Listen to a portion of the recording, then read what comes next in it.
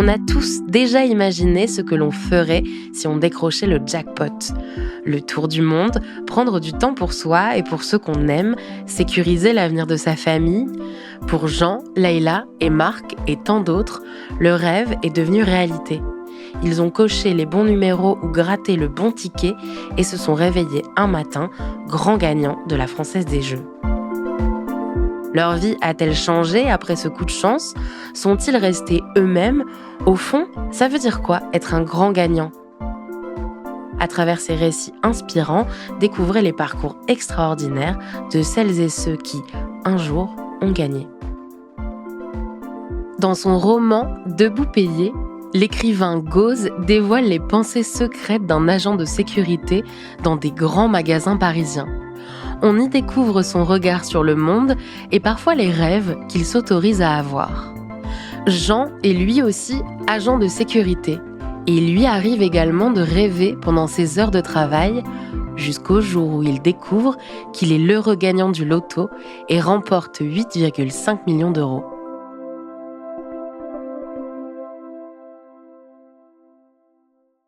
En 2018, j'ai 37 ans. J'habite un petit village avec ma femme et mes enfants. Je vis dans un appartement, un petit 3 pièces. Avec mon épouse, on bosse tous les deux, des horaires décalés. Donc moi, dans la sécurité privée, donc de nuit. Elle, en tant qu'employée, donc de jour. Salaire normal de sécurité, comme tout le monde connaît. C'est pas, on gagne pas des milliers et des cents. Et pareil, en tant qu'employé, donc elle gagne aussi pareil, un salaire normal. Voilà, je suis dans un tempérament à dire qu'il y a pire, ça c'est inévitable. Donc oui, on est heureux, on fait notre bout de chemin, ensemble on avance dans la vie. Je bosse beaucoup, donc j'ai fait beaucoup d'heures. Je travaille dans la sécurité privée. On est essentiellement sur des villas. Dans cette société, j'ai une très bonne affinité. Voilà, on est des collègues, on s'entend bien, on se dépanne. On arrive à passer un petit peu des situations difficiles en situations un petit peu ironiques. Donc c'est ce qui permet que le boulot soit moins difficile, soit moins dur. Parce que dans ce genre de travail, des fois les clients oublient qu'on est des humains. J'aime ce boulot pour l'ambiance qui a été créée, parce que mes collègues sont sympas, rigolent, et surtout, on s'entraide. C'est une ambiance qui donne envie de venir au boulot. Je suis en couple avec ma femme depuis presque 20 ans. Et puis bon, on est passé par des hauts, des bas, comme tous les couples qui sont là depuis un bout de temps. Donc c'est vrai que je déroge pas à la règle. On est en location, donc on est en location. On n'a pas une super grosse voiture, on a juste une vieille voiture pour travailler. La fin du mois, j'arrive avec un petit quelque chose pour faire plaisir aux enfants. On est à l'équilibre, juste. Je suis, dans la classe moyenne, ça, des Français. On n'a pas à se plaindre. J'ai toujours appris à travailler pour être bien, pour atteindre notre objectif. Donc, on travaille. J'ai 2 enfants de 6 ans et 1 an, de terreur. Voilà. En bonne santé, heureusement. Ça reste vraiment mes petits chouchous, et c'est le papa qui s'aide plus que la maman. Je suis le petit papa poule. Voilà. J'ai des parents qui ne sont pas aisés. On peut pas dire qu'on est pauvre non plus. On est dans une classe moyenne, avec travailleurs. Donc mon père qui gagne un revenu modeste, ma mère qui fait des ménages. Donc je vous laisse imaginer les revenus aussi qui sont pas mirobolants. Mes parents m'ont donné des valeurs de beaucoup de respect. Voilà.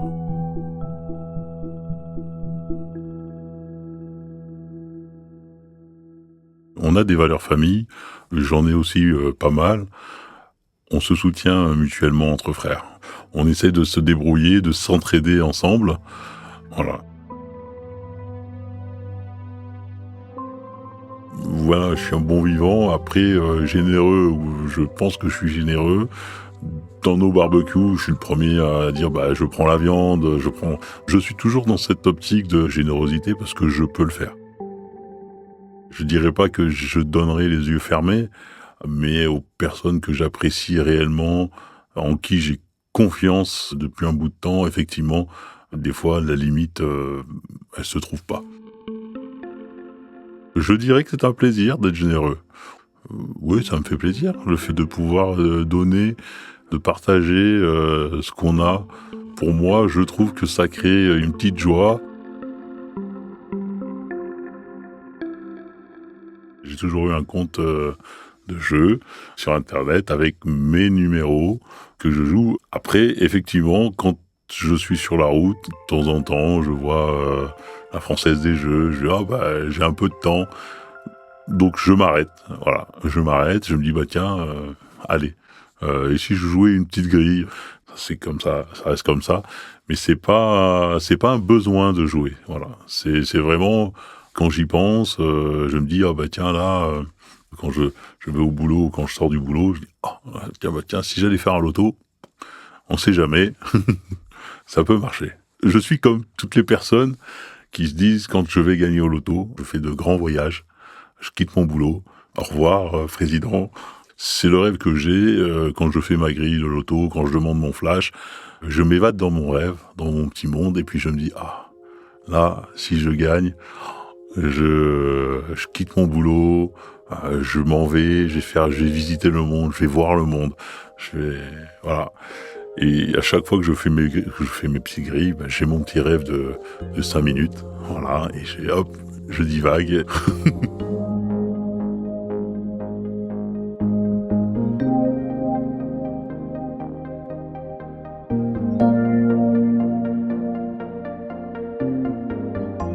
Un jour, en famille, c'est mon tour de faire à manger, j'ai pas la foi, donc c'est pizza.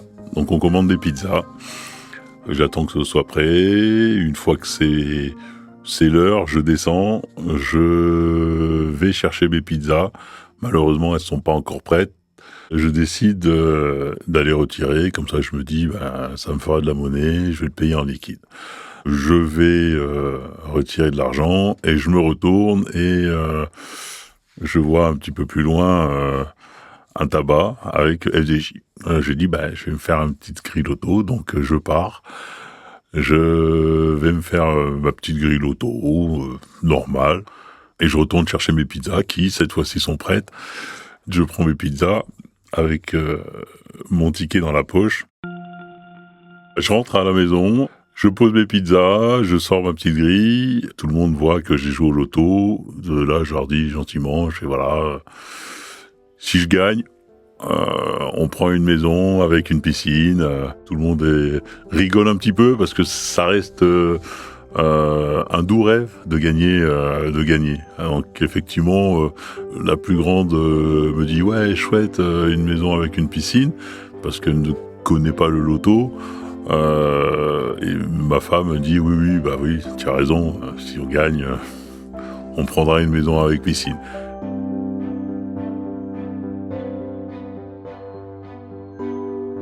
Le lendemain, après le petit déjeuner, je suis à la table, je flash mon ticket, et là d'un seul coup, je vois gagnant.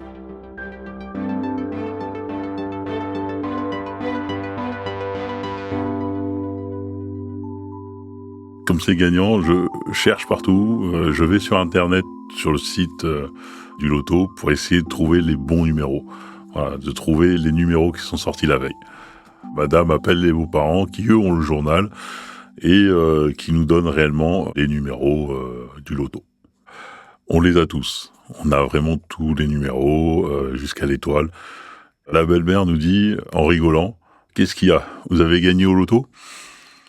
Alors je me fais des films dans ma tête, mais je pense que c'est un bug, que c'est pas réel, qu'il s'est passé quelque chose. Donc je veux en avoir le cœur net. Donc je me dirige avec ma femme et les enfants chez ma belle-mère. Je regarde le journal. Et là, je constate qu'effectivement, les numéros que j'ai sur le ticket sont vraiment les numéros qui sont sortis. Et on voit 2 gagnants à 8 500 000 chacun. Donc automatiquement, il y en a un des deux, c'est moi. Ma femme dit à sa mère, asseyez-vous parce que là, on a une nouvelle. Et ma belle-mère dit, bon, vous avez gagné, vous avez gagné quoi, 100 000 francs? Bah, c'est bien, c'est bien, c'est bien. Et là, je lui dis, non, regardez, on a tous les numéros. Et là, elle sort sa plus grosse vulgarité, oh, bande de cochons. Voilà. Et elle-même, je pense, n'y croit pas à ce moment-là, et elle regarde bien le ticket. Mais là encore, on n'y croit pas. Quand je rentre, je cherche comment récupérer ce gain. J'appelle, je dirais pas tout et n'importe quoi, mais tout ce qui est possible et qui a un rapport avec la Française des Jeux, tout, sauf le bon numéro. J'appelle le bar tabac, là où on a joué, c'est fermé. J'appelle un autre qui se trouve loin, qui me donne le bon numéro. Mais ce bon numéro, c'est pas ouvert. Parce que c'est dimanche. La sacoche où j'ai l'habitude de mettre mes affaires, bizarrement venue proche de mon lit. Ça devient un petit sésame qu'il faut pas perdre. Donc le lundi, je me réveille, je dois aller au travail, je prends ma sacoche. Dedans, toujours ce ticket, toujours ce sésame. Bizarrement, ma sacoche reste proche de moi, contrairement à d'habitude où je la pose et puis là, cette fois-ci, la sacoche reste vraiment proche de moi. On peut pas me le voler. Et j'appelle ce fameux numéro de téléphone. Je tombe sur une personne qui me demande effectivement pourquoi j'appelle. Et j'essaye de lui dire discrètement, parce que malheureusement, j'ai des collègues à côté de moi, que je suis le gagnant du loto. Malheureusement, on se comprend pas, on n'arrive pas à comprendre que je suis le gagnant et que je suis dans une position où il y a du monde à côté de moi et que je peux pas le dire au moment où je lui dis vous embêtez pas, je rappellerai. Et c'est là que elle me dit ah mais vous êtes le gagnant du loto? Et je lui dis oui, c'est ça. Et là elle me dit ne quittez pas, je vais vous passer quelqu'un. Et elle me dit passez tel jour à telle heure, nous voir et je vous expliquerai. J'arrive au jour où je peux aller à cette antenne de la FDJ. Donc je rentre, je suis bien accueilli, j'explique. Voilà, je suis le gagnant du loto, j'ai le ticket. Et une dame qui arrive, qui m'explique comment ça va se passer. Moi, je me dis, je suis dans le circuit, c'est fini. Le ticket, c'est bon. Pour moi, je pensais que j'allais pouvoir le donner là et que c'était fini. Mais en fait, non, c'est pas fini. Le ticket, on nous le laisse. Il fallait que je l'amène effectivement à Paris. Pendant le rendez-vous, je lui ai expliqué un petit peu l'histoire, que j'ai appelé tout et n'importe quoi comme numéro pour avoir son numéro à elle. Et elle me dit mais le numéro est écrit sur le ticket. Et en fait elle a raison. J'ai cherché tous les numéros pour rien. Je suis tombé comme un imbécile en regardant mon ticket et en voyant que le numéro était marqué dessus. J'ai l'impression d'être dans un autre monde. Voilà. J'ai l'impression d'être dans un monde parallèle. Je réfléchis plus en fait.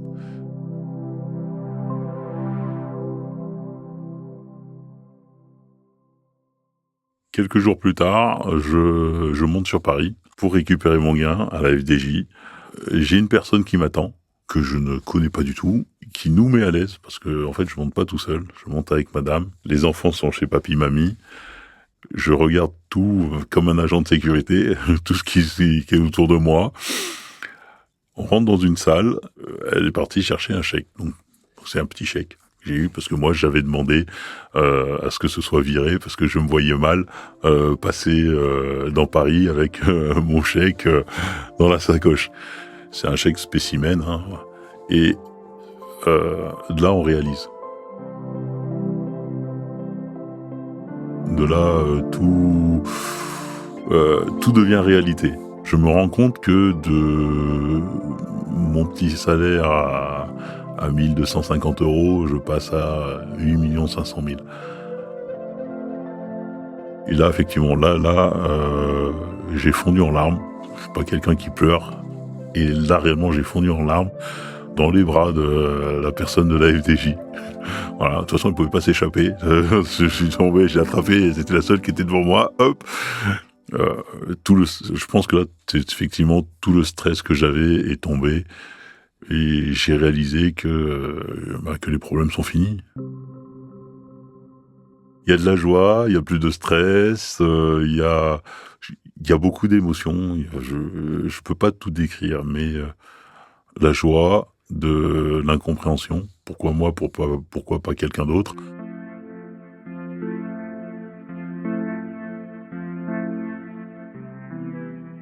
Du jour au lendemain, j'ai 8 500 000 sur le compte. Voilà.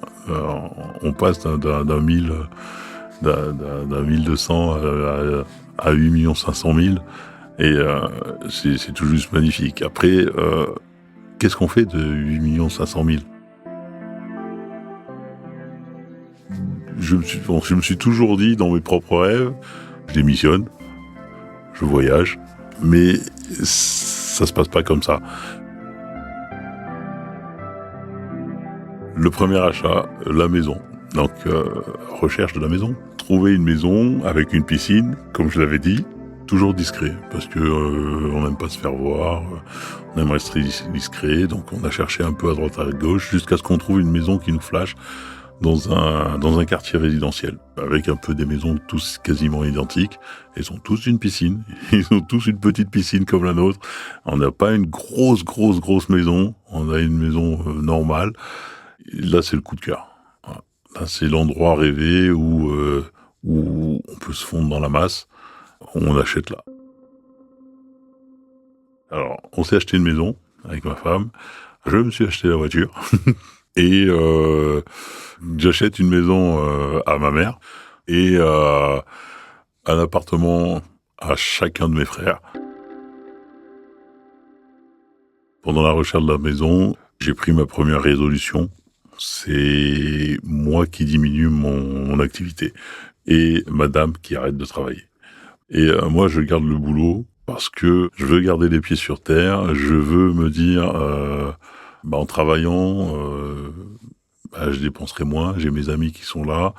Donc, j'ai gardé le boulot que j'aimais, vraiment pour avoir les pieds sur terre et pour pas me dire, je suis au-dessus de tout le monde. Je reste quelqu'un qui travaille et je pense que ça a cassé ce petit rêve où je me disais au revoir patron. Et en fait, non, tu vas pas au revoir patron, tu restes avec ton patron. Il n'y a pas la peur de se faire licencier. Je vais au boulot plus sereinement. Voilà. On peut le dire, c'est un loisir. Je vais au boulot comme si le boulot était un loisir parce que je sais que derrière, si un jour je suis licencié, j'ai de quoi faire ma vie. J'ai de quoi rebondir. Donc, j'ai les pieds sur terre, je travaille. Je ne suis pas plus haut que n'importe qui parce que j'ai de l'argent, parce que ça y est, du jour au lendemain, j'ai eu 8,5 millions. Je suis une personne comme tout le monde. Au travail, il y a mon meilleur ami à qui j'ai dit que j'avais gagné au loto. Il réagit bien, il est content pour nous. Il n'a pas changé d'état et ça, j'aime bien.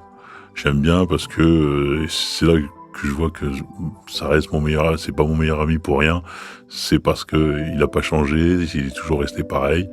Et donc, je lui ai donné une petite mission, c'est que le jour où je commence à me prendre pour un monsieur qui pète plus haut, il me met une bonne targette derrière la tête, du haut de ses gros muscles, histoire de me faire redescendre de mon piédestal. Alors, c'est vrai que c'est un peu la question que tout le monde se pose. Est-ce que je le dis ou non? À qui je le dis?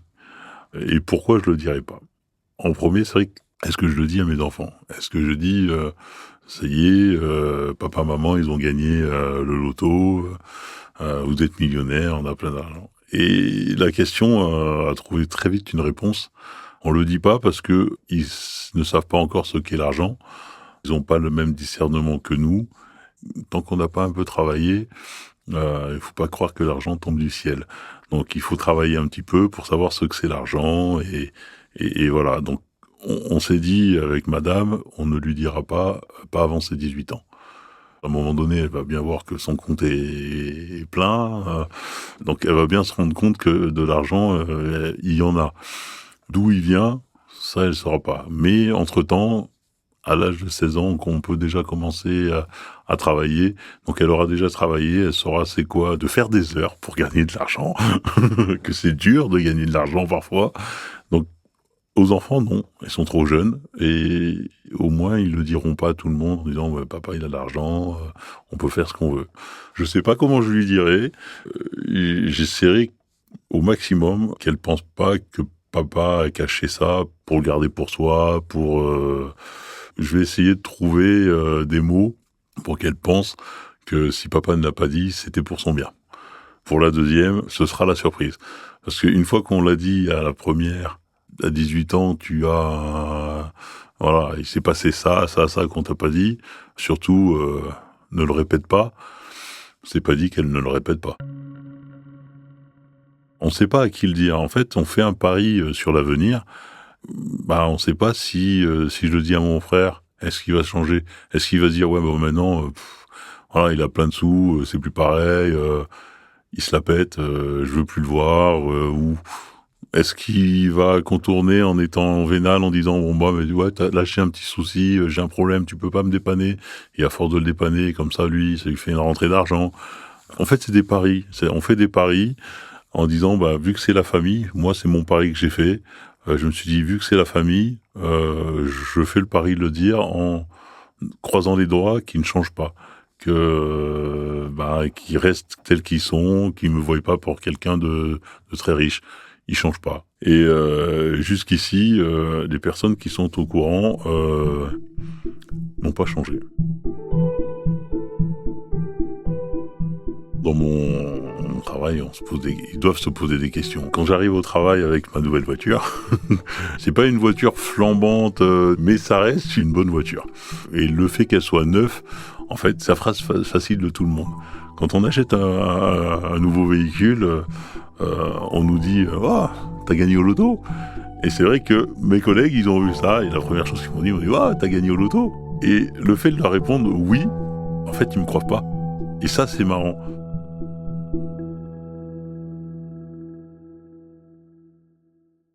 J'avais dit, si je gagnais, je quitte mon emploi. Donc non, c'est mort. Je suis toujours dedans. Il y a cette deuxième partie. Si je gagne, je fais des voyages. C'était prévu. Effectivement, c'était prévu de faire des voyages. Il était prévu de partir au Canada. Tout était bouclé, tout était bon pratiquement, et jusqu'au moment où Covid, merci. Donc le voyage n'est pas annulé pour autant, il est toujours dans les tuyaux. Quand on va le faire, je ne sais pas, parce qu'il fait partie de mon plan. Je ne quitte pas mon boulot, mais je ferai quand même mes voyages. Alors, ça n'a pas changé, c'est comme pour tout le monde. J'ai toujours mes 5 semaines de congé.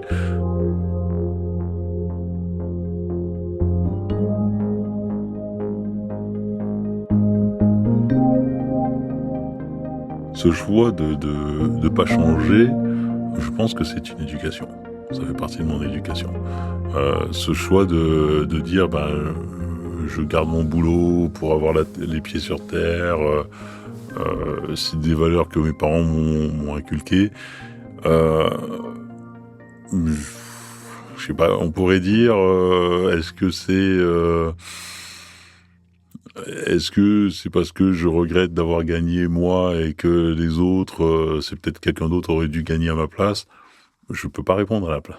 Ça, je peux pas répondre. J'ai fait le choix de garder mon boulot. J'ai fait le choix de rester comme je suis parce que je pense que je suis une bonne personne en étant comme ça, que je fais pas de mal autour de moi. J'espère ne pas me tromper. J'ai un bon collègue qui me dira si je me trompe et qui n'hésitera pas à me replacer comme il faut. Rien n'a changé, effectivement, chez moi, sauf une chose qui me tient à cœur. N'ayant plus besoin de salaire. Chaque salaire du mois part à une association. C'est madame qui gère ça. On a essayé de faire un petit peu varier sur les associations auxquelles on fait des dons. Il y a des associations comme Médecins sans frontières, le Secours populaire, voilà. Et après, on est allé vraiment chercher dans du local des hôpitaux qui sont auprès de chez nous. Pourquoi ne pas le faire? Voilà. Je pense qu'il faut le faire et je pense que je suis pas le seul à le faire. Il y a des gagnants qui doivent le faire aussi et je dirais pas que ça permet de trouver une excuse, parce que moi, c'est pas une excuse de donner de l'argent à une association. C'est même pas un besoin. C'est juste une situation normale. C'est normal de donner à ces associations pour qu'elles puissent réussir à continuer à exister dans des temps qui sont de plus en plus difficiles. Je joue toujours au loto, pas plus, pas moins, mais il y a toujours ce petit rêve qui est là, qui reste dans la tête en disant qu'est-ce que je vais faire si jamais je gagne? C'est une bonne question. Qu'est-ce que je vais faire si jamais je gagne? Et cette fois-ci, est-ce que je quitte mon boulot? Ça ouvre encore des rêves magnifiques. Les jeux d'argent et de hasard peuvent être dangereux, perte d'argent, conflits familiaux, addiction. Retrouvez nos conseils sur joueurs-info-service.fr et au 09 74 75 13 13. Appel non surtaxé. C'était Et un jour gagné, un podcast proposé par la Française des Jeux et produit par Slate for Brands. Réalisation et musique, Thomas Loupias.